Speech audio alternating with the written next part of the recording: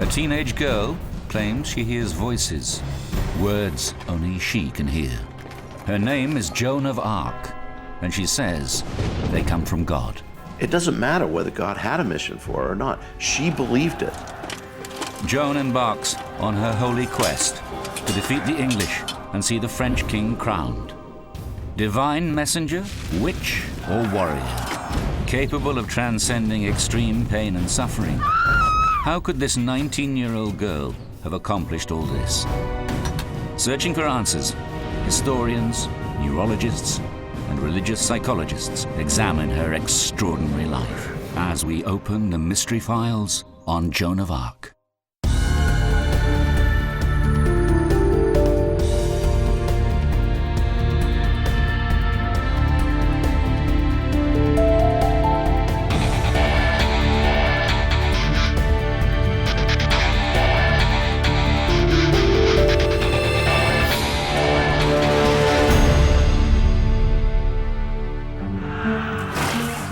Joan of Arc, patron saint of France and national hero. The story of Joan has been embellished over the centuries, causing the truth of this young woman's life to become obscured by legend. Rachel Gibbons has studied Joan and medieval history for over 20 years. She is a saint, she's a knight, she's a heretic, she's a witch, she's a feminist champion, she's a prophet.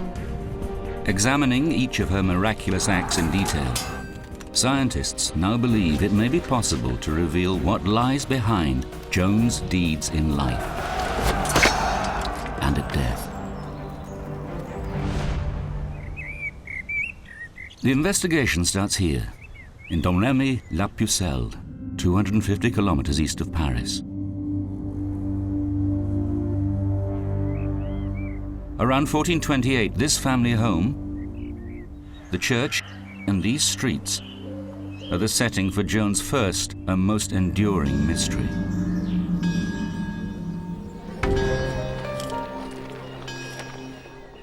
It is here that Joan makes a choice, from which she steps out of obscurity and into legend.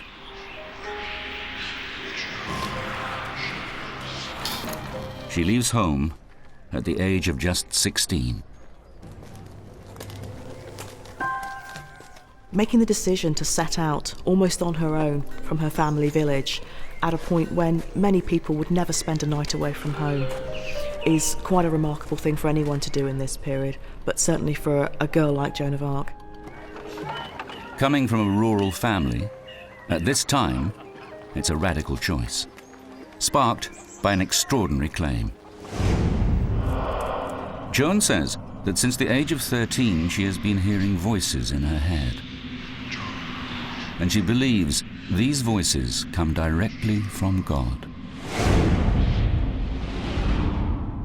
Some modern experts argue it shows Joan was a schizophrenic and insane. Psychologist Dr. Miguel Farias thinks otherwise. A major distinction to be made is between people who hear voices and have a serious psychological condition, and people who hear voices but have normal lives.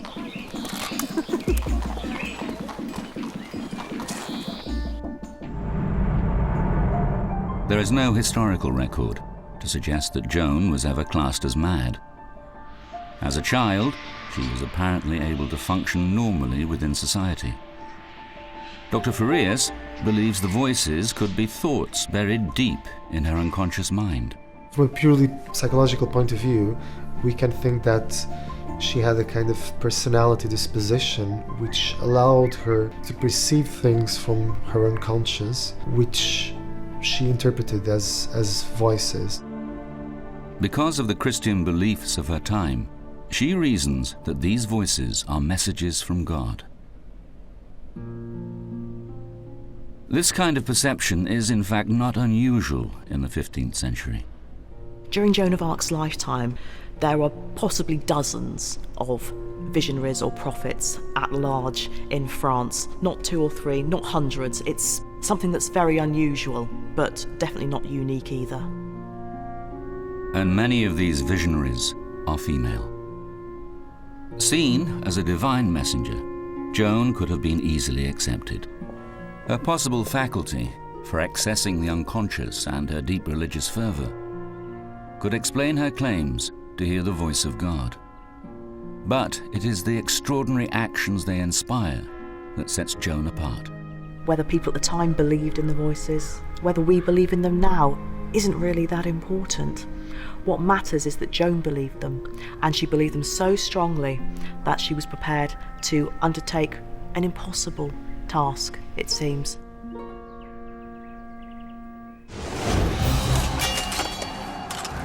It is these deeds that are seen by some as miraculous and create the legend of Joan of Arc. And they take place at the very heart of a raging military campaign. The 100 Years' War, of which Joan's career is a part, is part of a mammoth, long, constant rivalry between England and France. France is divided. On the one side, England, ally with a powerful French noble, the Duke of Burgundy. On the other, the blood heir to the French throne, Charles VII, who does not want to lose his inheritance. The country is split, with the English and Burgundians holding the north and the French the south. The frontier between them is the Loire River. Joan of Arc comes onto the scene at a particularly low point for the French in this conflict, perhaps one of the lowest. The English are slowly pushing south into French territory. This is the stage onto which Joan of Arc walks, negotiating her way into the royal court of Charles VII in March 1429. The voices and her determination would have intrigued the king. When Joan presents herself to the court, it is the relief of Orleans that she claims as her mission. Orleans is the front line of the English-French conflict. The English armies have reached Orleans and know that to go any further, they must take this incredibly important and strategically significant town. The English have laid siege for 7 months. Some historians speculate that Charles VII permits Joan to go to Orleans with reinforcements because he is eager to accept anything that might help. And she is welcomed by those militia because her presence is seen as divine legitimacy of the French cause. The legend of Joan as the great armored soldier is born. Joan is said to have achieved a miracle here in Orleans by ending the crushing siege and forcing the English into retreat.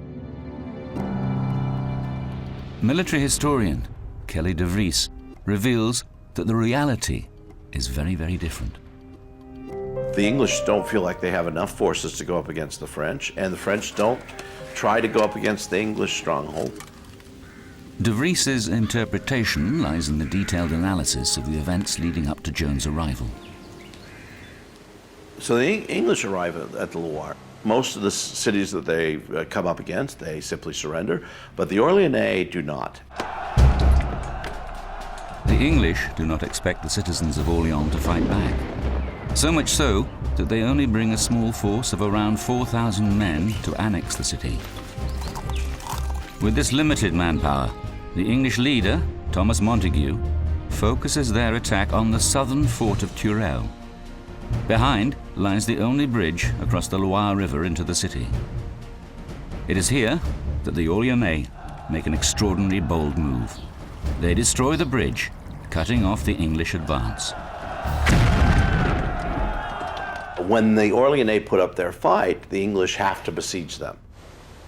But the English do not have sufficient men to surround the whole city and stop supplies going in and out. On top of that, they suffer a major setback. Thomas Montague is killed in a bizarre incident during the early days of the siege. It's kind of a gruesome story. He goes to a window and a French cannonball hits the window and it destroys his face. It kills him and removes the effective leadership on the English side. Unlike the legendary story, Joan does not approach Orleans when the city is on the brink of destruction at the hands of the English. The English can't win. The Orleanais can't fight them off. It is a stalemate. Joan's arrival with more troops tips the balance in favor of the Orleanais and the French. They attack, striking at the English in the fort of Turel head on, and succeed in driving them to defeat.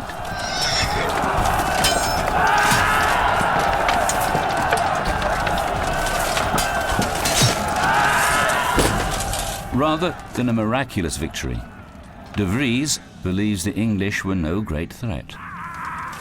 Everybody wants to believe that the English could have swept through the rest of France, and Joan of Arc is the determining factor, and they're not doing so.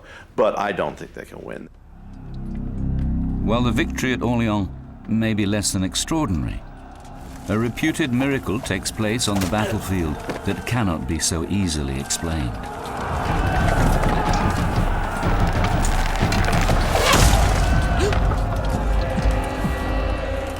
Joan is hit by an arrow, which penetrates 15 centimeters into her neck and shoulder region.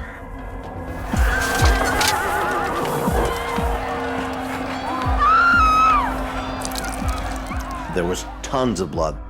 It was thought that Joan might have been killed by this. An apparent fatal wound in battle. And yet, just a short time later, she is back in the action.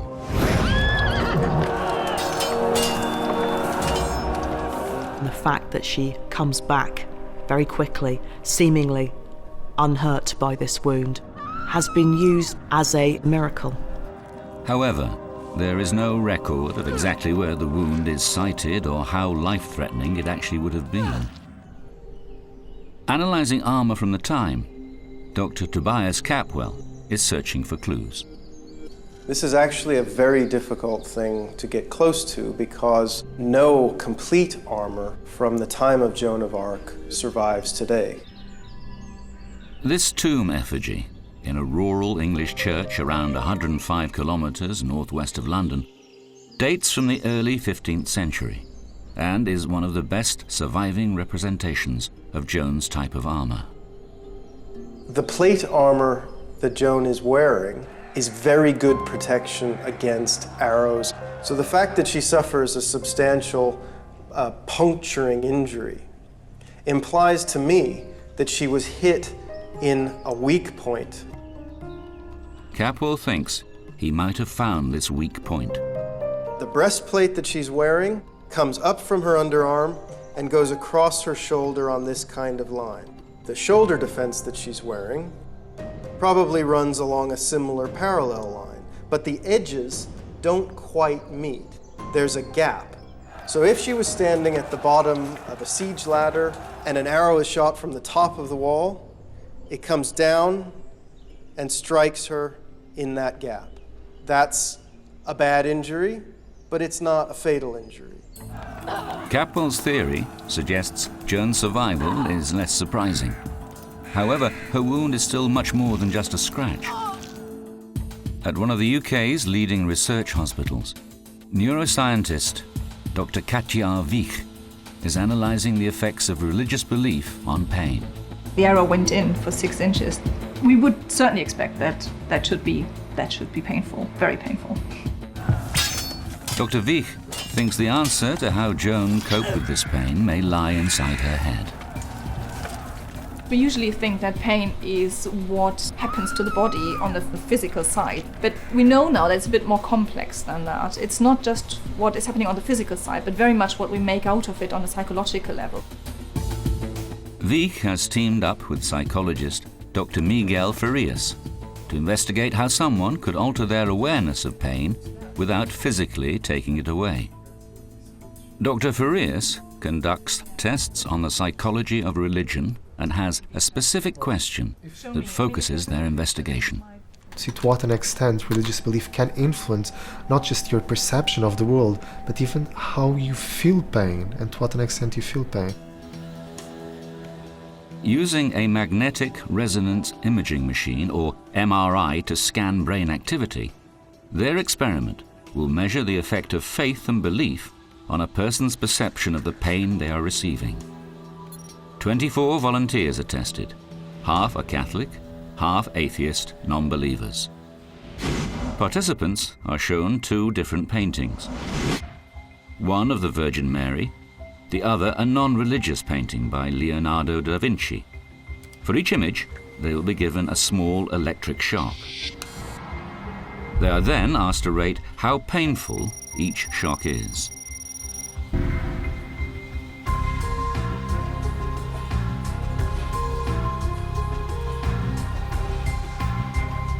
Dr. Wich not only gathers the participants' reactions, but also the MRI scans of their brain activity throughout the experiment. The results reveal a consistent pattern and a possible answer to how Joan may have managed the pain of her wound. The first thing we noticed was that the religious participants really reported less pain, but only when they looked at the image of the Virgin Mary. The blue cross shows the area of the brain that is linked to pain reduction. In the atheist group, no activity is recorded in this area. In the Catholic group, however, it's a different story. Yeah, you can see we do get it, yeah. They engage in a mechanism that is represented here in this little brain region that helps them to dampen down the pain. Given Joan's deep religious conviction, the conclusions could explain her quick recovery. She found strength in her belief to really suppress the pain also on a physical level. And it could at least point towards what might have been going on in her brain while she experienced that wound, and she kept fighting. The experiment has shown how Joan could have been capable of reducing her physical pain purely through faith. It is this unswerving belief that seems to drive her forward as she sees her next mission completed. Charles VII being crowned at Rheims. Its cathedral is the traditional site of all French coronations. Crowning Charles legitimizes his claim for the throne over the rival English bid. The ceremony takes place on the 17th of July, 1429, 2 months after the victory at Orleans.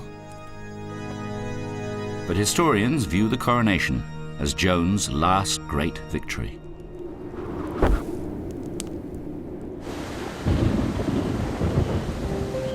It's very difficult for anybody in the modern era to imagine the level of self-belief and the potency of the experience that Joan of Arc must have gone through. But in the end, it's that self-belief and the drive that leads eventually to her capture and to her death. With the king crowned, rather than returning home, Joan takes on new military missions, including a foolhardy attack on Paris. They fail, and she is captured by the Burgundians around 80 kilometers north of Paris. These French soldiers, loyal to the English, hand Joan over. Her military career ended.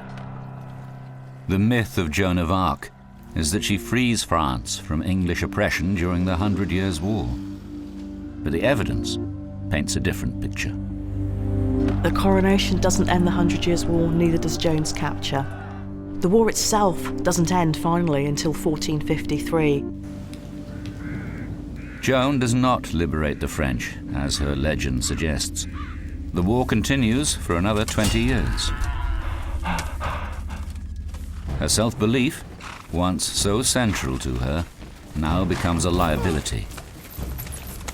Taken to Rouen, in English-controlled France, she is tried and convicted by the Catholic Church for heresy. The penalty is being burned alive at the stake. Events in her last days reveal the final, extraordinary truth of Joan's abilities. It starts with a moment of doubt. In the shadow of Rouen Abbey Church, Joan repents and denies her voices. After everything she had been through, after all the danger and the difficulties she faced in obedience to those voices, at this final, darkest hour, she renounces them, confessing her sins against the Church and God. It may well be that she was afraid, which seems to be a perfectly normal human reaction from anybody, let alone from a 19-year-old girl. She's going to be burned alive. It's impossible not to be afraid of that. But remarkably, she withdraws her confession just a few days later. Yet again, Joan's self-belief dominates her seemingly rational mind. It's that moment of weakness which, in the Christian tradition, makes her be a saint. She was weak at a certain point, and she managed to accept that weakness and overcome it.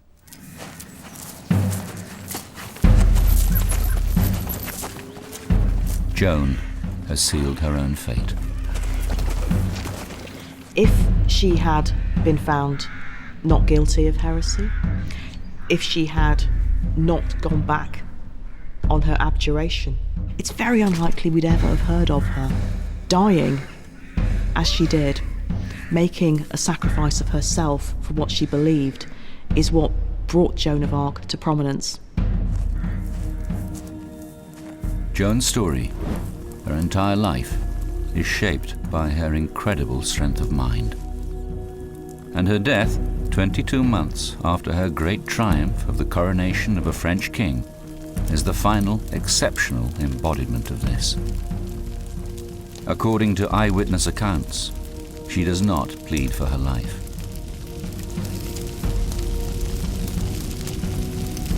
She simply calls out, "Jesus," in a persistent and strong voice as the flames rise. We have the evidence from the Eastern tradition that people in a highly focused state of meditation did not express any pain, where they seem to cut off any sort of external stimulation. So we know that it is possible. It is quite extraordinary.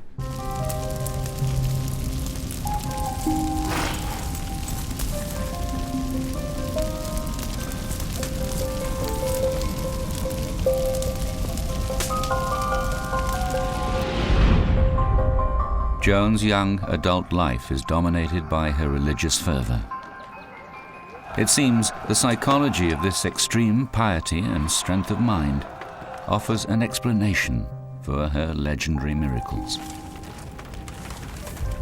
But despite this great devotion to her God, it is the Catholic Church that had her burned as a heretic. And it would take nearly 490 years before the same church would finally recognize Joan of Arc as a saint.